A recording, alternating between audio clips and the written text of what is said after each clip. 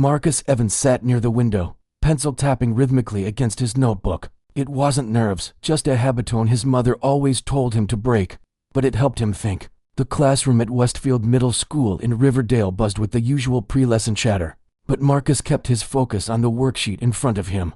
He liked getting things done early. Ms.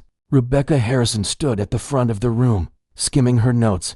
She had been teaching 6th grade for nearly 15 years, and in that time she had developed a reputation, strict but fair, at least in the eyes of those she favored. Marcus had never been one of them. It was never obvious. She didn't raise her voice, didn't insult him outright, but she rarely called on him when his hand was up. If he got a question right, she moved on quickly. If he got one wrong, rare as it was, lingered, almost savoring the moment. Marcus noticed. So did a few of his classmates. Yo, she barely even looks at you. Nathan Collins, the boy sitting next to him, whispered one afternoon. You got like teacher invisibility or something. Marcus had only shrugged. Guess I do. But today something felt different. Ms. Harrison was glancing his way more than usual. Not in a way that signaled trouble, but something else. Anticipation. The lesson began. A standard history discussion. Something about the Civil War. Marcus took notes, listening, waiting for the usual pattern to repeat. But then something unexpected happened. Marcus, Ms. Harrison said, her voice crisp. Why don't you answer this one? Heads turned. Marcus blinked. She never called on him. He sat up straighter, scanning the board. General Sherman's March to the Sea was a military campaign aimed at breaking the Confederacy's resources and morale. 8 she murmured. Not bad, not bad. It was a textbook perfect answer. A few students exchanged glances. Nathan shot him a look that said, what was that about? The lesson carried on, but the shift had been made. Ms. Harrison wasn't ignoring him anymore. She was watching. And then, right before the bell rang, she made her move. Marcus, she said as students began packing up, stay behind for a moment.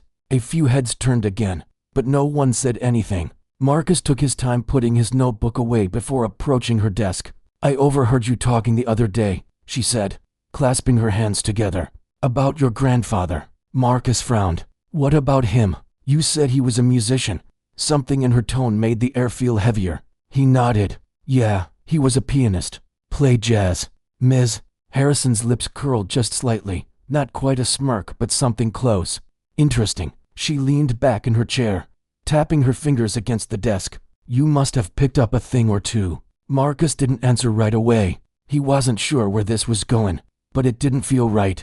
A little, he admitted. Her smile widened, but there was no warmth in it. Good to know. The bell rang. Marcus grabbed his bag and turned toward the door, but her voice stopped him. Tomorrow, let's see what you've got. He turned back. What? The piano in the corner, she said, gesturing toward the old upright instrument collecting dust at the back of the room. You'll play something for the class. Marcus stared at her. A few remaining students had paused near the doorway, eyes flicking between them. Why, Ms. Harrison tilted her head, as if the question amused her. Why not? You said your grandfather played. I'm sure you have some of that talent in you. Marcus knew that tone. It wasn't curiosity. It wasn't encouragement. It was a setup, but he wasn't about to back down. The challenge. Marcus barely slept that night. He lay in bed staring at the ceiling, the conversation with Ms. Harrison replaying over and over in his head. This wasn't a request, it was a challenge, and he knew exactly what kind. She expected him to stumble, to embarrass himself, to reinforce whatever opinion she had already formed about him. But she didn't know the full story. The next morning, Marcus walked into the classroom feeling the weight of something unspoken. Word had traveled fast. Whispers followed him as he took his seat. You gonna play today? Jordan Reed, one of the louder kids, smirked from across the room. Marcus didn't answer. Didn't know you were a piano guy, Nathan murmured beside him. Marcus kept his eyes on his notebook. There's a lot of things people don't know. Ms. Harrison entered, setting her books down with an air of satisfaction. She barely acknowledged the students settling in, her focus drifting toward Marcus before she began the lesson. The first half of the class dragged on, but Marcus could barely hear any of it. His mind kept skipping ahead to the moment she would call on him. And then she did. Well, she said, closing her book and glancing at the clock. We have a little time before the next lesson. Perfect. She turned toward the old upright piano in the corner. "Marcus, let's see what you can do." The air in the room changed. Students shifted in their seats, some whispering, some watching closely. Marcus didn't move right away. He felt every eye on him. His heartbeat wasn't fast, but it was strong, steady. Then he stood. A few muffled laughs rippled through the room as he walked toward the piano. Someone muttered something he couldn't quite catch, but he didn't need to. He already knew the tone. "Ms.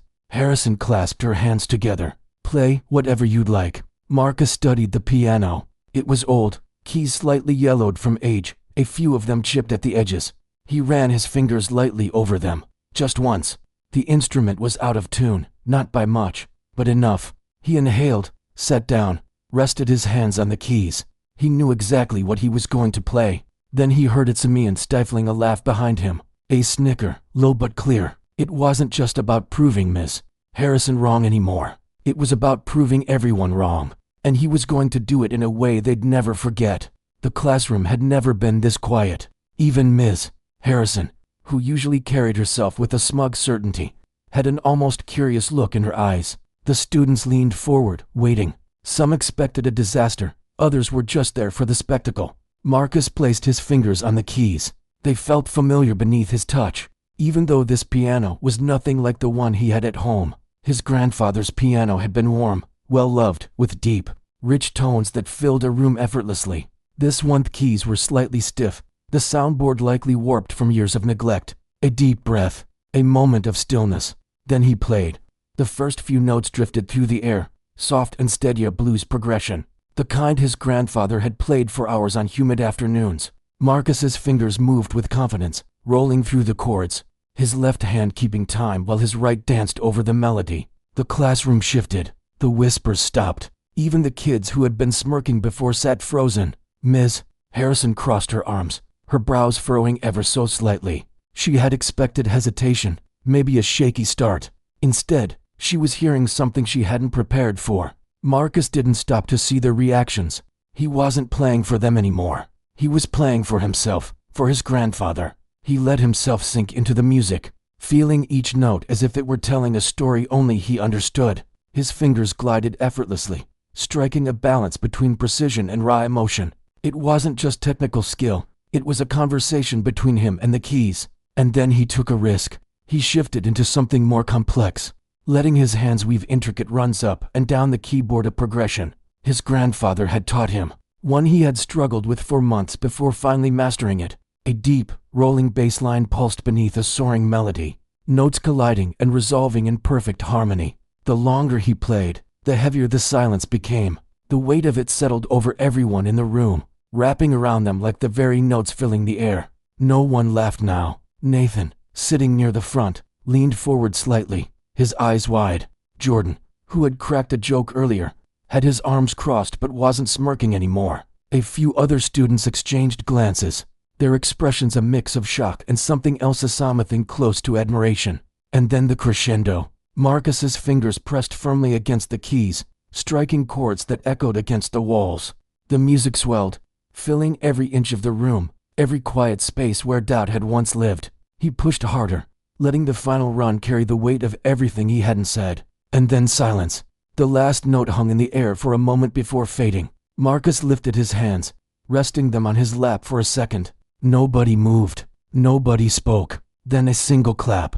It came from the back of the room. Then another, and another. Within seconds, the entire class was applauding. Nathan let out a low whistle. Damn. Jordan, still sitting with his arms crossed, gave a small shake of his head.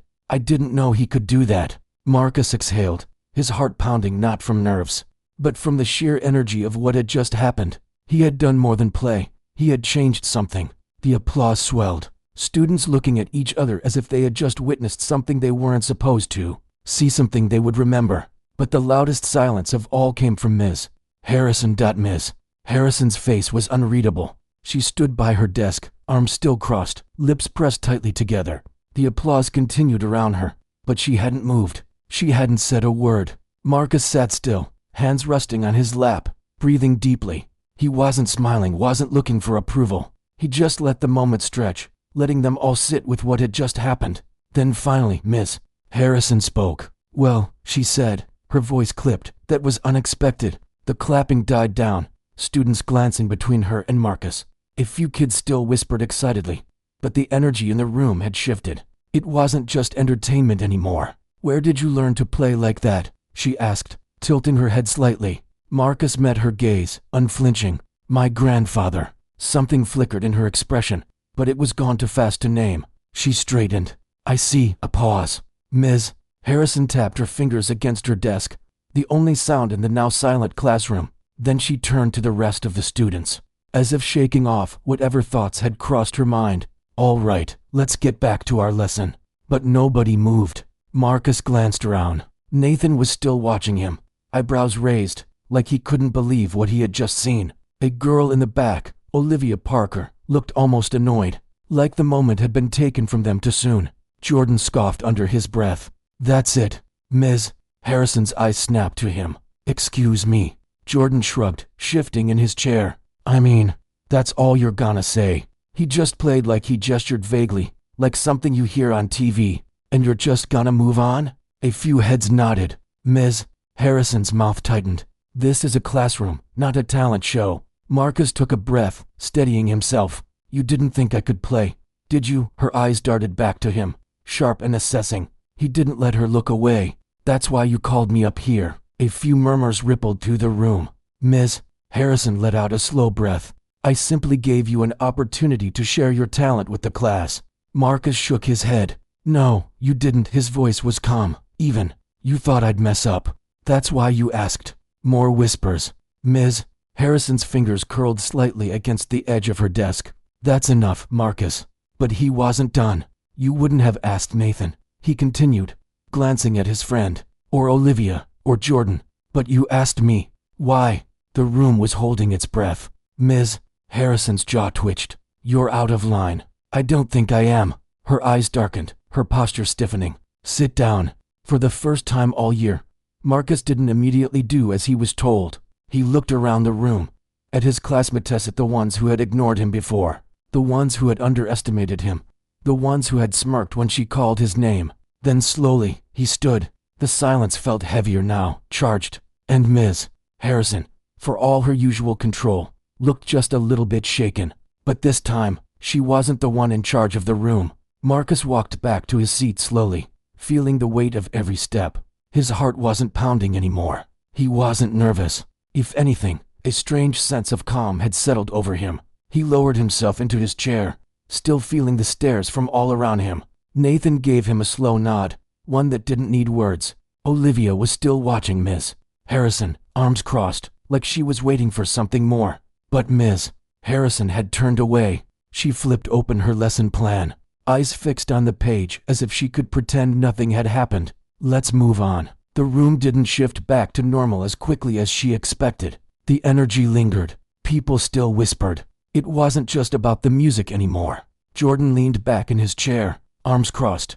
"Kind of weird how you don't want to talk about it." Ms. Harrison's eyes snapped up. "Excuse me." Jordan shrugged. "You made a big deal out of him playing, but now you're acting like it never happened." A few quiet agreements rippled through the room. Ms. Harrison's grip on her book tightened. "That's enough." But Marcus had seen the hesitation, the discomfort, and so had everyone else.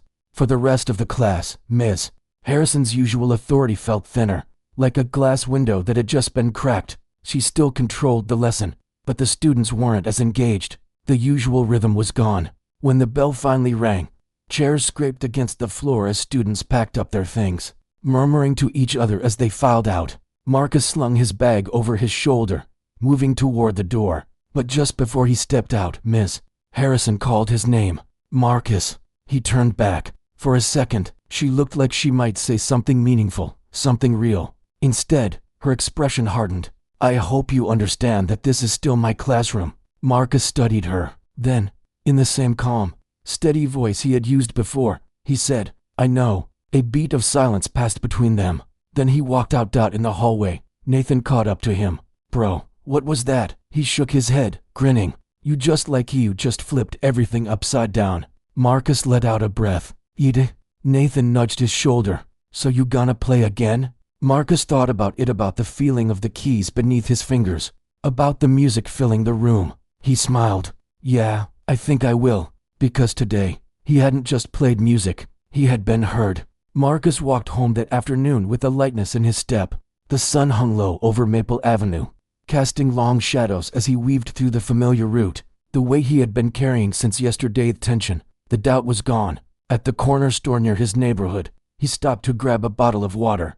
Mr. Jenkins, the older man who owned the shop, watched him with a knowing look. You look like a kid who just did something important. Marcus hesitated, then smiled. Maybe I did. By the time he reached home, the smell of fried fish and cornbread filled the air. His mother was at the stove, humming as she flipped a fillet. You're home late. Marcus dropped his bag by the door and sat at the kitchen table. Had a long day. His mother glanced over her shoulder. Good or bad? He thought about the way the room had fallen silent, the way Miss Harrison had looked at him, the way his classmates had seen him differently, really seen him, for the first time. Good, he said finally. Really good. She turned off the burner and wiped her hands on a dish towel before sitting across from him. You want to talk about it? Marcus nodded, and for the next 15 minutes, he told her everything. She didn't interrupt, didn't rush him, just listened, her expression shifting between concern, pride, and something else, something softer, almost sad. When he finished, she exhaled. Sounds like you made her uncomfortable. I think I did. She studied him. And how do you feel about that? He didn't have to think long, like it was supposed to happen. His mother smiled, reaching across the table to squeeze his hand. Good. The next day at school, things were different. Not drastic limbs. Harrison still ran her class the same way, still called on the same students, still acted like nothing had changed. But the energy in the room had shifted. People saw her differently now, and they saw Marcus differently too. During lunch, a few student zones, who had never spoken to him before, stopped by his table. Dude, you were insane on that piano, Olivia said, sitting across from him. How long have you been playing? Since I was 5. Nathan shook his head. Man, you've been holding out on us. Marcus smirked. Guess so. From across the cafeteria, Ms. Harrison walked past, tray in hand. Their eyes met briefly. This time, she looked away first. And Marcus? He just kept eating, because he had already said everything he needed to say. Some lessons aren't taught in books. Some moments change the way people see the world, whether they want to or not. Ms. Harrison had spent the year looking past Marcus, and in just a few minutes, he had made sure she would never do it again. Maybe she would never say it out loud. Maybe she would never admit what she had done, what she had assumed. But it didn't matter, because now Marcus knew something that she didn't. When people try to silence you, when they try to underestimate you, the best thing you can do is let your talent speak louder than their doubts. And when you do, they'll have no choice but to listen.